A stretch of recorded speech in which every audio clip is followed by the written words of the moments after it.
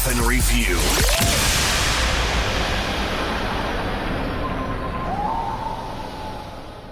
Gentlemen, this past week we've had a couple, well, for better use of terms, call them gimmick matches. We had a TLC match on SmackDown, a tag team ladder match, or excuse me, TLC match, as well as an Ultimate X match at Rebellion for TNA. Jimmy, Matt, you were ringside for, I'll say it, the best TLC match of all time, TLC 2 in Houston.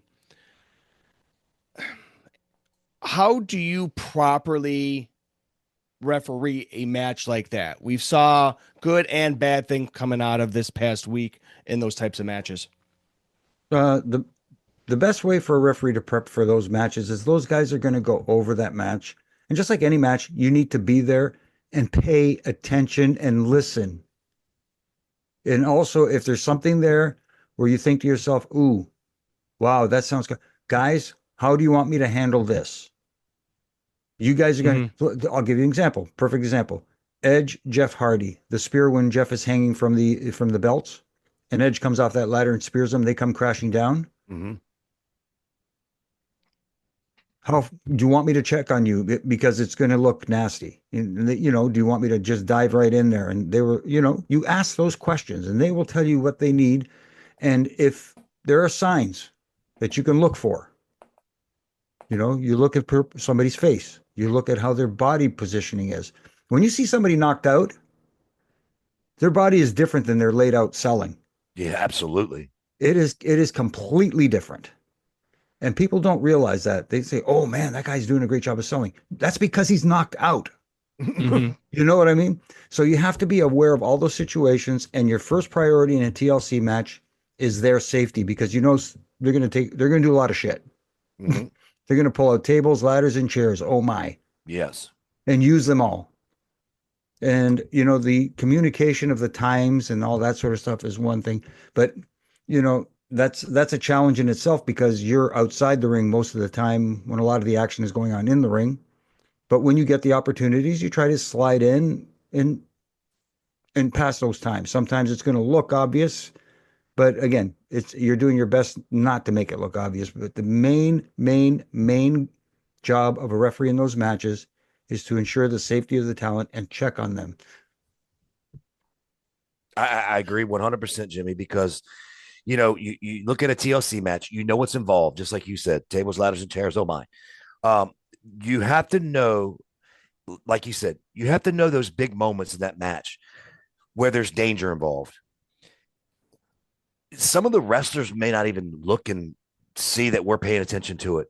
I remember like Eddie Guerrero would say to me, and I know he's done it to you. You work with him plenty as well, where he go, I really need you to check on me here. Check on me here. You know what I mean? If you're not ringside paying attention to the match, well, how are you supposed to know to do that? And here's a guy, so, like you said, it's about protecting them, their careers, their night, their next day, that kind of thing.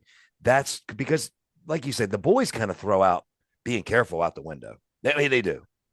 Yeah. Well, and it's something too. I'm sorry, Jimmy, go ahead. No, go ahead. And it's something too, Brian. I want to kick it over to you on this aspect too, because you're did a lot of time in TNA. There is the Ultimate X match you had here on Sunday at Rebellion with Lito Slater coming off the top of we'll call it the scaffolding, and doing a 450 twisting splash. burning fire Phoenix. That was Jimmy right there. I was gonna do it because I don't want to mess it up. I did, but it's okay. But in that aspect, I know Daniel is out there. I wish we remind me to ask him about this next week too, so we can give his point of view. But you get in a match like that and somebody pulls a move off like that, where the dude's lucky to be walking away. What are your thoughts on that, Brian? I don't even know what happened there. It looked like everybody didn't catch him. Well, it's like I think he pretty much went in the middle of all of them, and they kind of put their arms out. From what I saw, I could have saw a different view of it though. I don't know. It just didn't look like everybody was there to catch to me. I mean, like the landing was awful. I mean, he hit hard. I'm sure he'd rather hit bodies, but I mean, we're in this world now, man, where we're seeing like crazy shit happen to people that are catchers. You know what I mean? That are, catching these big moves. And, the people like, you know, guys may not remember Jesse Sorensen, um, Mm. Zima Ion, I believe his name was, but now he's with the New Day, or not New Day, but LWO. yes, Joaquin Yes. Wild. yes. He did was do a big, back moonsault from the top rope, ended up hitting him a guy in the head and hitting him in the neck, and that was it. You know what I mean? Broke his Yeah. neck. Um, so it's just it's really crazy to me the mentality these guys have to have because they're so ultra talented. They do so many more athletic moves than what was done back then. So it's hard to be a catcher, and the guy that's actually doing the move is actually supposed to feel a little safer. I think. I don't know. Yeah. The way I think of it is, I know it's coming. Holy shit! Oh, we're here, and oh my god, let's see what happens now. There's not much they can do as a Yeah. referee. No, again, all you can do is check on them, make sure they didn't crash and burn. And they were in there quickly. They were in there Yeah, quickly on yeah. that. And I know Uh, some people say I don't like them jumping in quickly, and that's well, that's different. That's different. yeah, that's different. In a case like this, where something like that happens, you have to check on them really fast. Yes. You know what I mean? And it was explained by uh, our good friend Uncle Bubba.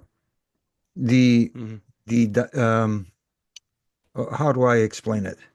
The aerodynamics of this coming off, and usually when someone comes off from that high to be caught, they do like a cross body, so they're sideways, Mm-hmm. Mhm.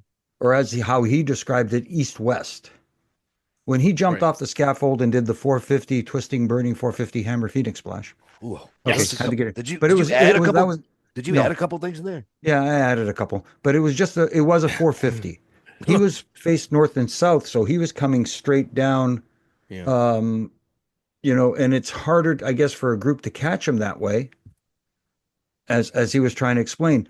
But as you guys were talking about, as both you and RJ were saying, the risk factor of these moves that they're doing has been elevated to the point where someone in the locker room has to stand up and say, "No, you're not doing that shit. Right. No, absolutely no way," because these guys are going to try to push the boundaries beyond safety. It's dangerous. This business is dangerous enough without increasing the risk to that level. I mean, like you said, what was it? A simple moonsault got kicked in the back of the head, knocked him silly. No, his Yeah. I've knee hit seen, him in Broke the his top of neck. the head. I've Broke his seen, neck. I've seen people jump off the apron and blow out a knee. Right. Mm-hmm. It's just you never know what's going to happen. So why elevate the risk so high? You don't have to.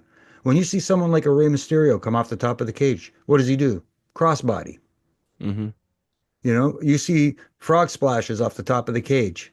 People go gaga. They go banana over that stuff. You don't have to do a Spanish fly off the top, and then all of a sudden, guess what? You're going to get. The other thing that bothered me about this, sorry, the Slater thing.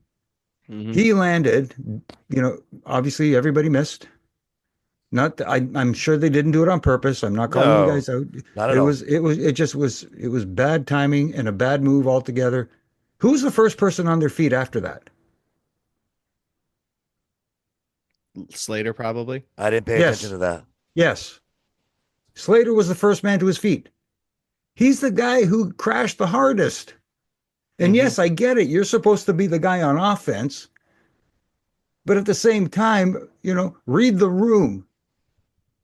People were jumping over, checking on you because you're the one who took the biggest brunt of this stunt. So you Right. know what? I'm going to lay here for a little bit, gather my thoughts, Well, you and know what think else again, and too? think about should I even try to attempt this shit again?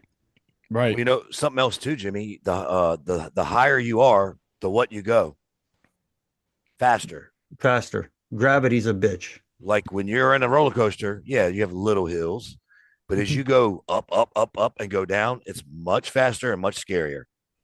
It ain't no different with just your body. Yeah. It was Right. crazy. Okay. Yeah, yeah. Yeah. For those of you who are into winter activities, there's downhill skiing and then there's slalom. That was Exactly. slalom. Yeah. Yeah. Right. No kidding.